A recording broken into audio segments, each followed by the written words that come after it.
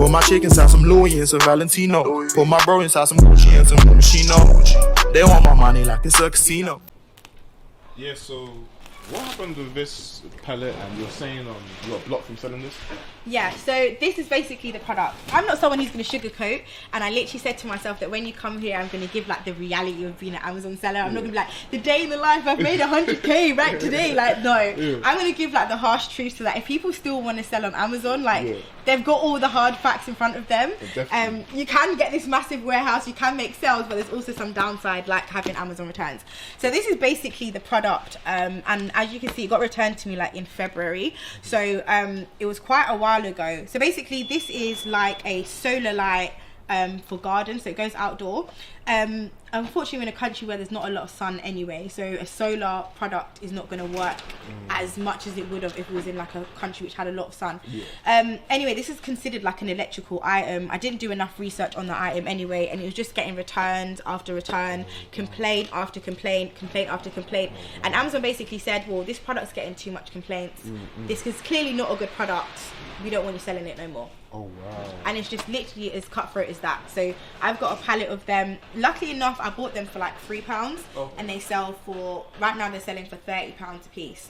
So this would be an easy shift in auction or like a car boot sale to get them gone quickly. Like I have no issue with taking £3 or £4 for them in auction and just breaking even. Yeah, no, that makes sense. But this is the reality. Obviously you didn't start off big like this. So No. when would you say is the best time for someone to like make the step to stop using their mum's, basement or whatever for? Because you got a lot of like, imagine just keeping this for like how many months since February this came? Yeah. So that's what 6, 7, 8 months. 8 months. Yeah. So yeah, when would you say is the time to make that shift to renting out a place like an office space? You'll know. Oh, you'll know. You just know that. You'll know. You'll Like feel like literally, yeah. You'll have the stuff in the house, and you just be like, I want to get more bits, but you have no space to get the bits in. Or you'll have a miserable mum like my mum who's like, get this stuff out of my house. Okay. So it was like I had no choice but to get the stuff out. But you'll know when you need to grow because you'll grow with the business. Like I wouldn't say there's a time, but you'll realise that my supply is trying to give me a pallet and there's no space to accept the pallet, can't leave it outside, I need a bigger unit.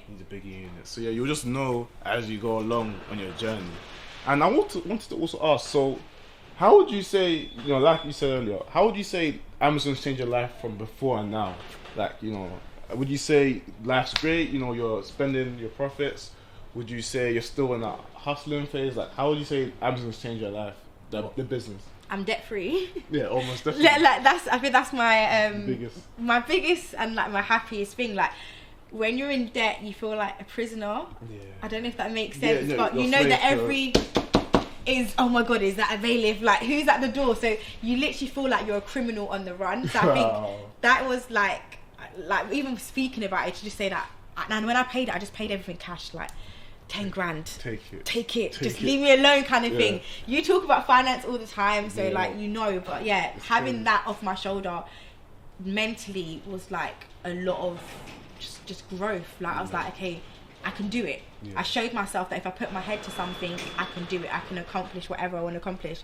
So I wouldn't say I'm at my peak. I'm not at my peak. I'm still broke.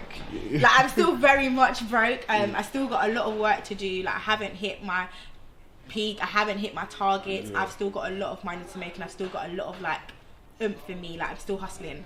I'm still buying pallets. Like I got pallets coming on Thursday. I'm still buying stock. I'm still working through it. I need staff in here to help me clear it quicker, but I'm still at the hustle stage, definitely. This is tiny compared to the kind of unit I need to be having. I need to lose you in the unit. Oh yeah. I say, where are you? Where are you? So needs to be that big. Echoes on that. Yeah. Wow. Now, and also I wanted to ask, so explain how much you can, but how would you say is the best way to source products now and find, or is that a specific step-by-step method? So I think when you're sourcing products, like you can source like everyone else, but you really want to try and build relationships. And that's what I think is key, and that's what I teach my students as well. Like you need that relationship, will get you a long way. I get calls now. I hardly have to do much sitting at a laptop. They'll call me and they'll be like, Shayla, I've got this, or they'll WhatsApp me, I've got this, do you want to take all of it? Yeah, I'll take all of it. It doesn't reach the website. Oh, so before it even goes on the website, a lot of the stuff that I get does not go live on the website. Okay. I get it before it hits the website, and I take all of it. Okay. And that the only way you can get to that is by building a relationship. Yeah, like for example, if you're consistently buying stuff with them, consistently, cool, let's go to him, go to her, and they'll shift it. It's very, very similar to property, I think. They give you stuff off the market. Yeah, like estate agents, once they know that you're good and you're established, take this. And it's the same with any type of business. Like Amazon is no different to any other business. The fundamentals of running a business is the same. Net worth is your net worth. I wouldn't get the deals that I've got. I wouldn't get the bulk loads of stuff that I've got. I wouldn't be able to say, like, I want all of it, don't sell it to no one else. Like I had my supplier apologise to me because I said I want all of it, and they'd accidentally sold 300 already, and I was like, I'm really sorry. I can see if I can stop them from getting the 300 units because I've built that relationship, and that's the key thing. Like you won't get to that by just click on the wholesaler's website. You just need to get busy on the phone, meeting them in person if you want to. Do you know what I mean? Like go into the wholesaler if you can. If it's one of those ones where you can go into it. Definitely. Talk to them. Hello, I'm whoever. Stay in there for a little while, and that's where you're gonna get it. Because Amazon, like, I wouldn't say it's not saturated. Well, everything is saturated, but that's not gonna stop you. But if you want the stuff that's not saturated, you need to be doing something different. It's not about now just going and getting whatever and selling it. You really need to be trying to like make this like a global scale it. You need the relationships. You need to like literally have that relationship with that person. They're going to call you. You're going to have something different. You're going to get a product where there's no sellers selling it. You've taken all of it. No one else can jump on that listing. Now it's just yours to sell. Boom. Simple as that.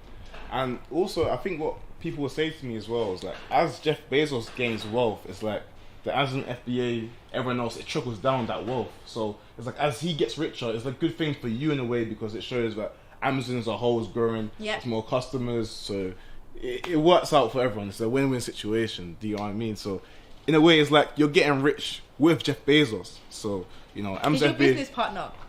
Yeah, essentially. Your business partner. Let's go. That's true, though. That's true. So you're just selling on his website. Yeah, that makes sense. Also, I wanted to get into okay, cool. So I wanted to get into. Are you ever looking to make your own website, or would you always? Do you think? Because you mentioned eBay earlier, so why not Shopify? Why not dropshipping? Why did you pick Amazon FBA? So with all of these stuff, so with dropshipping, I'm like kind of anti-dropshipping. I think it's an amazing method for other people, but for someone like me who's a control freak, it's just not going to work. Like I literally need to be in control of my business. I've got all my stock in here. As a dropshipper, you're basically saying, I trust you to ship it to my customers. I have no control. I can't watch you do it, but I trust you to do it.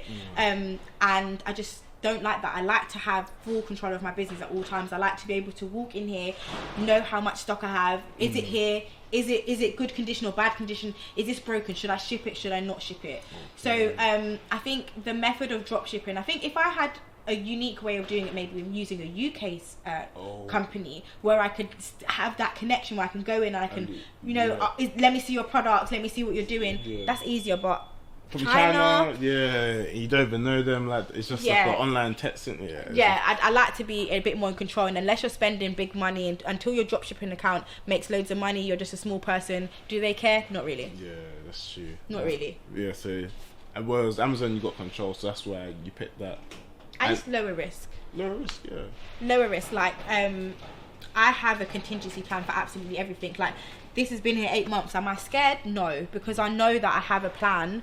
I can eBay it, I can auction it off, I can go to a car boot sale. Whereas drop shipping, you do it wrong, they're going to block your PayPal, they're going to block whatever, say that it's a scam, you're done. Like, I've heard horror stories. I mean, there's some people killing it, but I just like to have control. Like, I can't not have control of my business. Yeah, and also another benefit of Amazon, and I think you agree, is just no ads. Like, no marketing. Ads. It's just like search and you're selling stuff that people need. So again, that's another expense that's out of you don't even need to worry about, and customer service is sorted for you literally.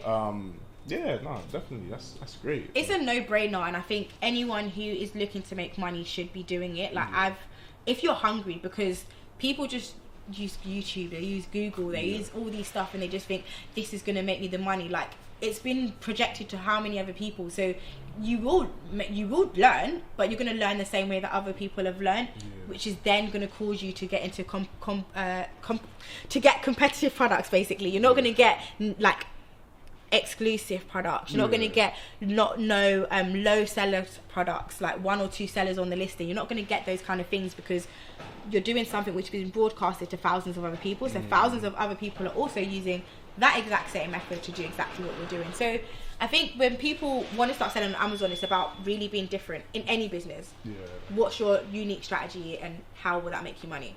Boom. Literally, as she said,